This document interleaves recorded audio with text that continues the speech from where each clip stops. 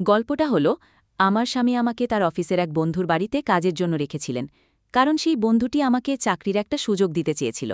প্রশিক্ষণের সময় আমি লক্ষ্য করলাম তার আচরণ মাঝে মাঝে অস্বস্তিকর হয়ে যাচ্ছে। বিভিন্ন অজুহাতে সে আমার কাছে থাকতে চাইত। একদিন সে আমাকে নিচে পড়ে থাকা একটা ফাইল তুলতে বলল, আর তখন আমি অনুভব করলাম সে আমাকে খুব কাছ থেকে দেখছে। তারপর প্রথমে বস আমাকে কাজ শিখিয়ে দিলেন, তারপর কিছু এক্সেল শিট তৈরি করতে বললেন। আমি যখন এক্সেল শিট তৈরি করছিলাম তখন তিনি আমার পাশে দাঁড়িয়ে পানি খাচ্ছিলেন। হঠাৎ কিছুটা পানি আমার পিঠে পড়ে গেল, আর তিনি মৃদু আমার পিঠে হাত দিয়ে পানিটা মুছে দিলেন। আমি তখন কিছু বলিনি, কারণ যত তাড়াতাড়ি কাজ শিখতে পারব তত তাড়াতাড়ি আমাকে তার অফিসে জয়েন করাবে। তারপর তিনি আমাকে টেবিলে পরের দিন আমার স্বামী তার অফিসের বন্ধুকে আমাদের বাড়িতে ডিনারের জন্য আমন্ত্রণ করল, আর হঠাৎ বাইরে একটা জরুরি কাজে বেরিয়ে গেল। বাড়িতে আমি আর তার অফিসের বন্ধু ছিলাম। আমি প্রথমে লোকটাকে বিবাহিত আর বয়স্ক ভেবেছিলাম। তিনি অনেকটাই অভিজ্ঞ এবং বুদ্ধিমান। তার আচরণ বেশ বন্ধুত্বপূর্ণ ছিল, কিন্তু মাঝে মাঝে কিছু অস্বস্তিকর মুহূর্ত তৈরি হচ্ছিল, যা আমি উপেক্ষা করার চেষ্টা করছিলাম। তিনি আসার পর থেকে আমাকে বিভিন্নভাবে তাকিয়ে থাকতেন। মনে হতো তিনি আমাকে কিছু বলতে চান। আমার নাম তানিয়া, আমি ২৫ বছর বয়সী তরুণী। আমি গ্রামেই থাকি। আমি দেখতে অনেক সুন্দর ছিলাম। বাইরে বের হলেই ছেলেরা আমার দিকে চেয়ে থাকত। মনে হতো তারা আমাকে কিছু বলতে চায়। আমার এই সুন্দর চেহারা দেখে আমার স্বামীর অফিসের বস আমার প্রেমে পড়ে যায়। বন্ধুরা, আজকের গল্পটা অনেক বেশি স্পেশাল, তাই সবাই রেডি হয়ে যাও। দয়া করে গল্পগুলো ভালো লাগলে ভিডিওটি লাইক, শেয়ার এবং চ্যানেলটি সাবস্ক্রাইব করো প্লিজ। কিছুদিন আগে আমি গ্রাম থেকে শহরে এসেছি এবং এখন ৪ মাস পর নতুন পরিবেশের সাথে খাপ খাইয়ে নিতে শিখছি। নতুন চাকরি এবং শহরের জীবন আমার জন্য এক নতুন অভিজ্ঞতা। এখানে আসার কারণ হচ্ছে এই ৪ মাসে আমার স্বামী আমার সাথে একবারও দেখা করতে আসেনি। আমি দীর্ঘ ৪ মাস পর শহরে আমার স্বামীর সাথে দেখা করতে এসেছিলাম। রাহুল এখানে একটি চাকরি করছে এবং আমাকে শহরে ডেকেছিল।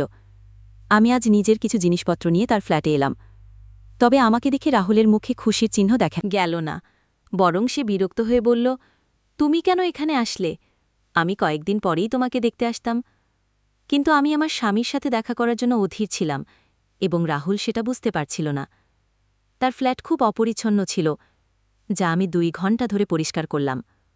পরের দিন রাহুল তার এক বয়স্ক সহকর্মীকে বাসায় নিয়ে এলো, যার পায়ে ব্যান্ডেজ ছিল। আমি রাহুলের সাথে এখনও ঠিকমতো সময় কাটাতে পারিনি, আর তখনই তার সহকর্মী এসে গেলেন। রাহুল বলল সহকর্মীর পরিবার শহরের বাইরে, তাই কিছুদিন আমাদের সাথেই থাকবেন। আমি তার যত্ন নিলাম, আর আমার রান্না করা খাবার তার খুব পছন্দ হল। ২ দিনের জন্য থাকার কথা ছিল, কিন্তু এখন তিনি পুরো সপ্তাহ আমাদের সাথে থাকবেন। আমি রাহুলের বন্ধুর জন্য পানি নিয়ে যাচ্ছিলাম। যখনই বোতল রেখে ঘর থেকে বের হতে যাচ্ছিলাম, তখন হঠাৎ আলমারি থেকে তার ওষুধের বাক্সটি পড়ে যায়। কোনো কিছু না ভেবে আমি নিচু হয়ে ওষুধগুলো তুলতে লাগলাম। তখন আমার নজর উপরে গেলে দেখি আমার স্বামীর বন্ধুর চোখ আমার দিকে একটু অস্বাভাবিকভাবে তাকিয়ে আছে। ওষুধগুলো তাকে দিয়ে আমি ঘর থেকে বেরিয়ে এলাম। সেই মুহূর্তে রাহুল ঘরে ঢুকল। সে একবার আমাকে এবং একবার তার বন্ধুর দিকে তাকাল। আমি কিছু না বলে আমাদের ঘরে চলে গেলাম। আমি ভেবেছিলাম রাহুল হয়তো কিছু বলবে, কিছু সন্দেহ করছে, কিন্তু পরে বুঝলাম সে কিছুই ভাবছে না।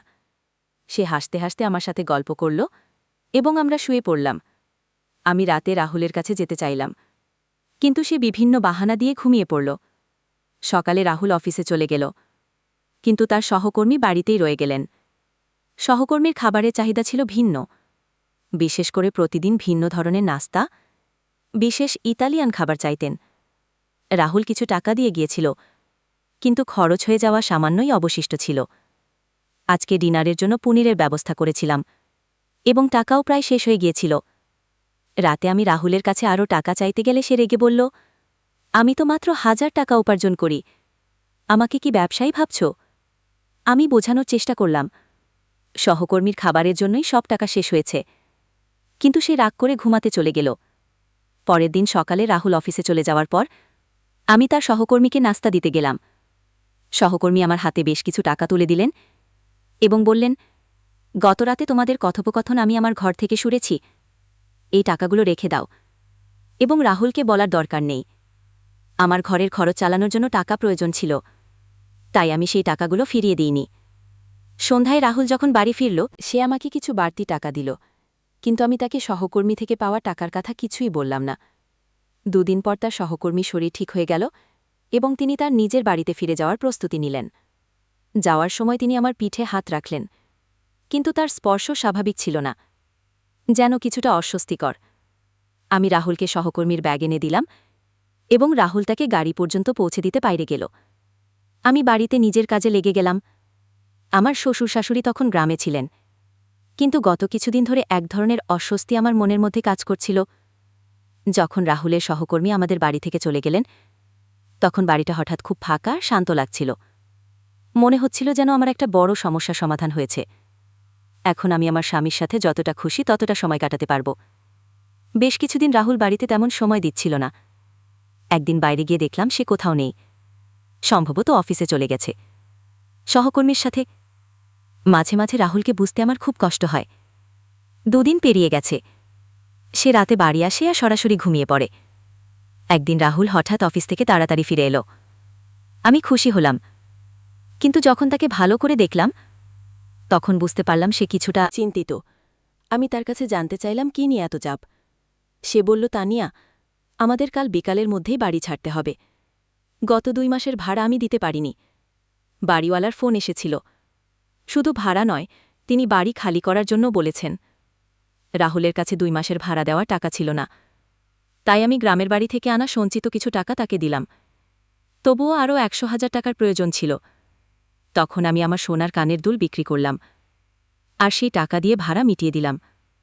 কিন্তু এখন আমাদের এই বাড়ি ছেড়ে দিতে হবে, আর কোথায় যাব সেটাই চিন্তার বিষয়। ঠিক তখনই রাহুলের সহকর্মীর ফোন এলো, আর রাহুল তাকে সবকিছু জানালো। সহকর্মী আমাদের তার বাড়িতে থাকার জন্য আমন্ত্রণ জানালেন। রাহুল বলল, আমাদের থাকার ব্যবস্থা হয়ে গেছে, কিছুদিন আমরা সহকর্মীর বাড়িতে থাকতে পারব। তারপর আমি তাড়াতাড়ি আমাদের ব্যাগ গুছিয়ে নিলাম এবং আমরা তার বাড়ির উদ্দেশ্যে রওনা হলাম। সহকর্মীর বাড়ি ছিল বিশাল এবং আমাদের জন্য একটি বিশেষ ঘর বরাদ্দ করা হলো। আজকের পরিস্থিতি কিছুটা চাপের ছিল, তবে সাময়িক। আমরা নতুন করে পরিকল্পনা করতে শুরু করলাম। রাতে আমরা কোনোমতে ঘুমাতে পারলাম। পরের দিন সকালে নাস্তার পর আমি দেখলাম রাহুল তার ব্যাগে কিছু খুঁজছে, কিছু কাপড় গুছাচ্ছে। আমি জানতে চাইলাম, তুমি আলাদা করে ব্যাগ গুছাচ্ছ কেন? কোথায় যাচ্ছ? রাহুল বলল, তানিয়া, আমি কয়েকদিনের জন্য শহরে যাচ্ছি। অফিসে জরুরি কাজ আছে। শহরে গিয়ে আমি অতিরিক্ত কিছু টাকা পাব, যা আমাদের কাজে লাগবে। রাহুলের এই দৌড়ঝাঁপ দেখে আমার মায়া লাগল। সে আমাদের পরিবারের জন্য কত পরিশ্রম করছে। 2 দিনের জন্য সে বাইরে চলে গেল। তার যাওয়ার পর রাতে আমি একা ঘুমাতে পারছিলাম না। দীর্ঘ সময় ধরে আমি জেগেছিলাম, নানান চিন্তায় ডুবে। ঠিক তখনই রাহুলের অফিসের বন্ধু হঠাৎ করে আমার ঘরে এসে হাজির হলেন। তানিয়া, তুমি ঘুমাওনি? ঘরে লাইট জ্বলছিল, তাই খোঁজ নিতে এলাম। তখন আমি তাকে বললাম, রাহুলের আয় সংসার চলছে না, কিভাবে সংসার চালাবো সেই চিন্তায় আছি। সহকর্মী তখন আমাকে সান্ত্বনা দিয়ে বললেন, তুমি চিন্তা করো না, আমি আছি, আমি সব ঠিক করে দেব। তবে তবে তোমার সাহায্য লাগবে। তুমি চাইলে তোমার স্বামীর অবস্থা বদলে যেতে পারে। এতটুকু বলে তিনি আমাকে কাছে টানার চেষ্টা করলেন।